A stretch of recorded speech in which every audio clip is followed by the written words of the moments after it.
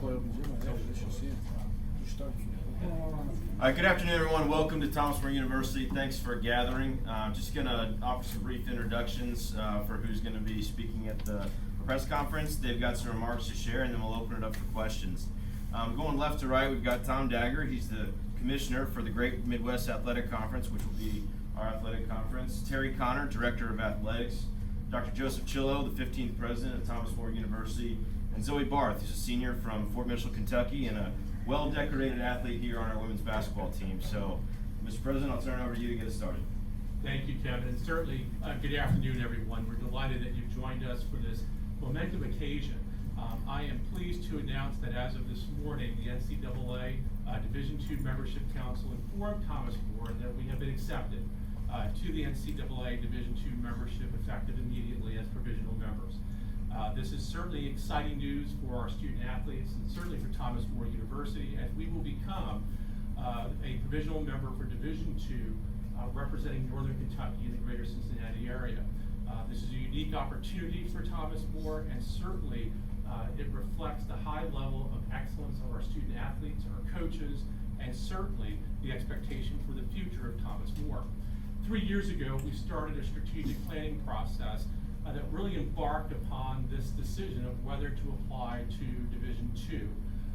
And this was an opportunity for us as we began to take a look at the level of excellence that our coaches have achieved, that our student athletes have achieved, not by just the number of national championships that we have won or the number of conference championships that we have won, but really the excellence that our student athletes have exhibited inside the classroom and their life after Thomas More.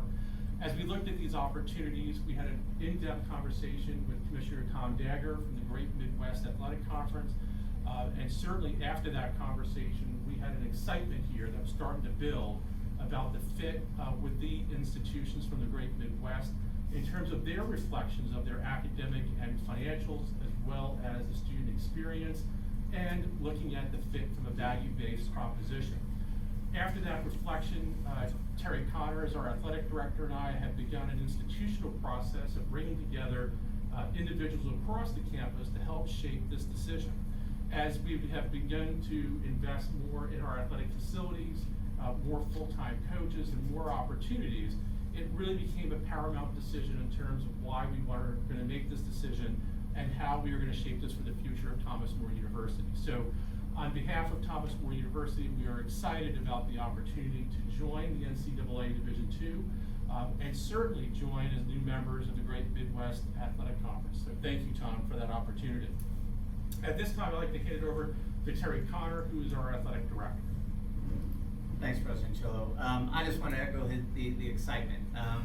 We spent quite a bit of time on this, and so first of all, I want to thank the NCAA and its membership committee, Tom Dagger and Leslie Schumann from the Great Midwest Conference, and all the presidents and ADs of the Great Midwest Conference for supporting us in moving forward with this with the Division II membership.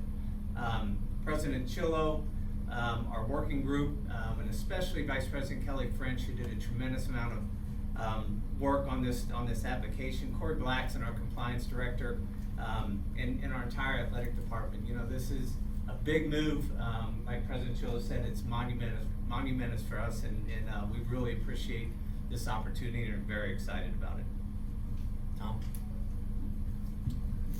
Good afternoon. I'm so very pleased to be joining you this afternoon, and I want to take this time to congratulate Thomas More University, President Chillo, Athletic Director Terry Connor, and the entire Thomas More community for the success in advancing to the NCAA Division II provisional membership process.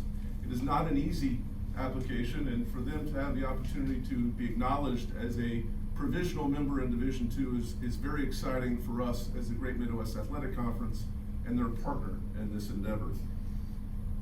The Great Midwest membership is excited to begin competition with the Saints during the 2023-24 athletic year, and will work diligently over the course of the next 3 years to assist Thomas More to active NCAA status for the 2025-26 academic year. Thomas More is a perfect fit for the Great Midwest, as its excellence in athletics and academics aligns well with the current membership. But more importantly, the institutional mission and values are similar to those of the institutions that call the Great Midwest home. The Great Midwest has members in Ohio, Kentucky, Tennessee, and Michigan, and will provide a championship opportunity for 24 Thomas More sports teams beginning in 2023-24. We look forward to promoting the success and ensuring a positive experience for the student athletes. Additionally, as a provisional member, the Saints will be provided access to all league meetings, professional development opportunities, and student athlete advisory committee programming from day one. As we begin our work with Thomas More last summer, we quickly became aware that they would be an excellent fit for the Great Midwest and NCAA Division II, and we look forward to continuing our work with the institution to facilitate the process to active NCAA Division II membership. Congratulations again to the entire Thomas More community. President Chillo and Terry have worked extremely hard at this, and as have all the staff and compliance and athletic administrators. We couldn't be more proud to be here today with them. As a student athlete, I think the transition into Division II is a great move for Thomas More. I think NAIA has been great competition-wise in the realm of athletics, but the branding of NCAA is, you can't compare to that. So just looking ahead of the opportunities on the athletic side of things, but more importantly, the academic side of things and the networking and connections that NCAA will bring. I'm really excited to see where the university goes in the next few years. Thank you, Zoe. We'd be delighted to take any questions that folks might have. Tom, Dennis Schneider. what is it about Thomas More that makes Thomas More a perfect fit? Well, we've been keeping an eye on Thomas More for many years. Thank you for the question. It's a situation in which, as a Division II athletic conference with 13 private member institutions, it really was about finding an additional private member within the geographical footprint that would continue to add to our success as a league and enhance our brand. This community, the Northern Kentucky, Cincinnati metro area, is lacking a Division II member, and Thomas More, I think, is going to be an excellent member to fill that void in this area, and that also provides a great opportunity for institutions to have a member in this geographical footprint. We are advancing now to sports sponsorship of 26 championship sports in the Great Midwest, and the vast number of sports that Thomas More provides here in this community will provide a great asset to all of our institutions from a scheduling and competition standpoint.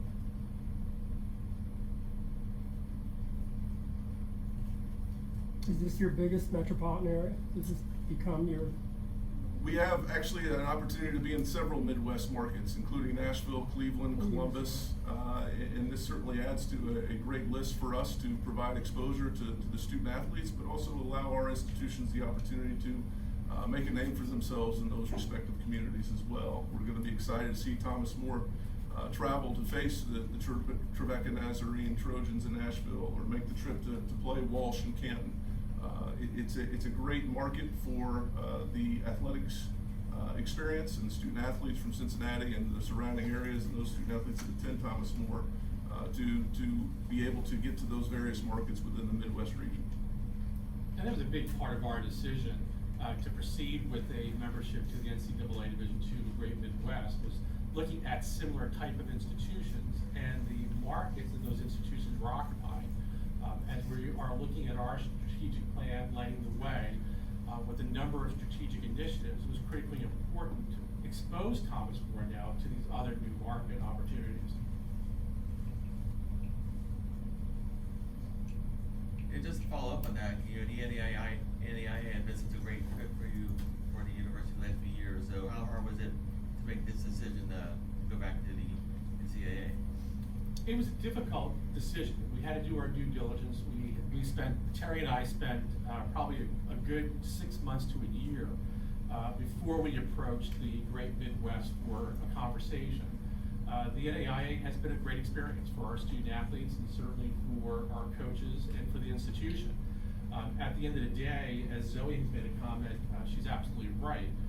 As we looked at the opportunity from a strategic brand standpoint and the opportunity to look at the future and the longevity for the university, The ability to transition to the NCAA Division II with more like-minded institutions from an academic and a value-based proposition was too good to pass.